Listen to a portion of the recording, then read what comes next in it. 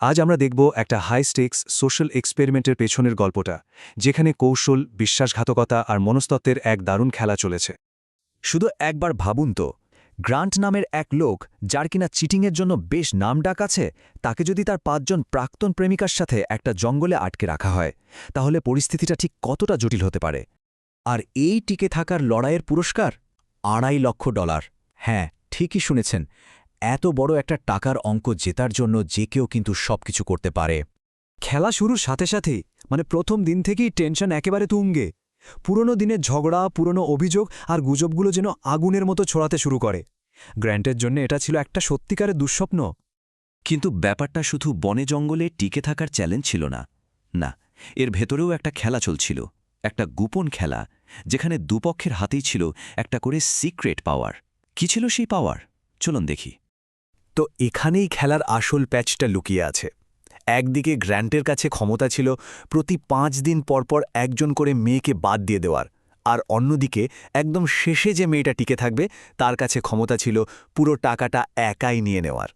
তো বুঝতেই পারছেন, এই দুটো উল্টো ক্ষমতার জন্য পুরো ব্যাপারটা একটা মাইন্ড গেমে পরিণত হয়। কে কাকে টেক্কা দেবে তার জন্য সবাই নিজের মতো করে কৌশল আর চালবাজি শুরু করে দিল। মেয়েরাও কিন্তু ছেড়ে দেওয়ার পাত্রী ছিল না। তারা তাদের এই গোপন ক্ষমতাকে একটা অস্ত্র হিসেবে ব্যবহার করল। খুব তাড়াতাড়ি তারা একটা জোট তৈরি করে ফেলল, যার একটাই লক্ষ্য ছিল গ্রান্টকে একটা উচিত শিক্ষা দেওয়া। আর এই পুরো প্ল্যানের পেছনে মাস্টার মাইন্ড ছিল অ্যাশলি। কারণটা খুবই ব্যক্তিগত। গ্র্যান্ট তাকে সবার সামনে অপমান করে ঠকিয়েছিল, আর অ্যাশলি সেই অপমানের বদলা নিতে একদম তৈরি হয়েই এসেছিল। তো তাদের প্ল্যানটা ছিল একেবারে ধাপে ধাপে সাজানো। প্রথম কাজ, সবাই মিলে গ্রান্টের বিরুদ্ধে এক থাকা। এরপর নকল আবেগ আর ঝগড়ার নাটক করে তাকে ধোঁকা দেয়া। আর আসল লক্ষ্য ছিল অ্যাশলিকে যেভাবেই হোক শেষ পর্যন্ত টিকিয়ে রাখা, যাতে সে সব টাকা নিয়ে গ্রান্টকে একেবারে খালি হাতে ফেরাতে পারে। মানে একটা নিখুঁত আর্থিক প্রতিশোধের ছক। কিন্তু অন্যদিকে গ্রান্টও তো কাঁচা খেলোয়াড় নয়, তাই না? সেও বুঝতে পারছিল কিছু একটা গোলমাল আছে।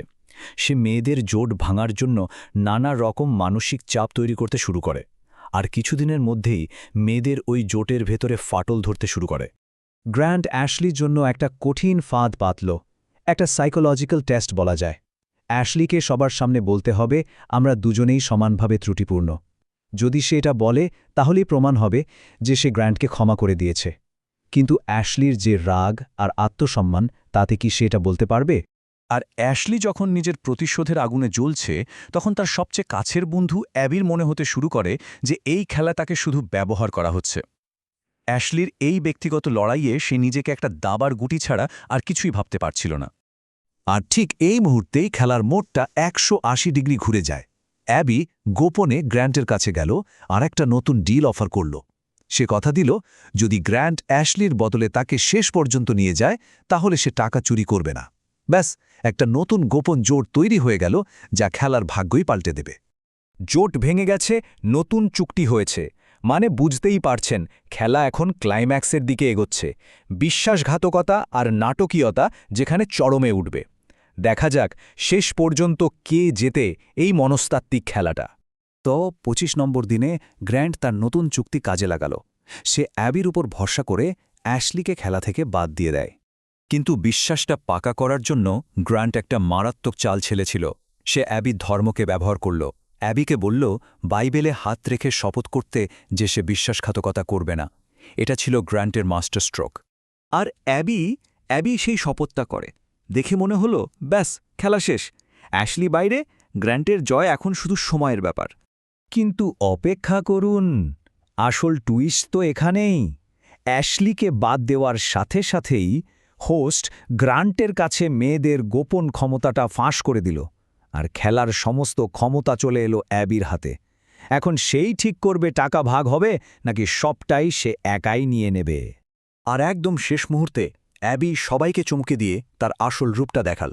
সে পরিষ্কার বলে দিল যে ওই শপথটা ছিল গ্র্যান্টের একটা চাল, আর সে এখন অ্যাশলির হয়ে প্রতিশোধটা পূরণ করবে। অ্যাবি শুধু গ্র্যান্টকে হারালো না, তার বিশ্বাসটাকে একেবারে ঘুরিয়ে দিল, আর পুরো পুরস্কারের টাকা, যেটা বেড়ে $৩ লক্ষ দাঁড়িয়েছিল, সেটা একাই জিতে নিল। তাহলে শেষে এসে প্রশ্নটা এটাই দাঁড়ায়, অ্যাবি যা করল সেটা কি ন্যায়বিচার ছিল, নাকি নিখুঁত একটা স্ট্র্যাটেজি, নাকি দুটোই? ভাবার বিষয় কিন্তু।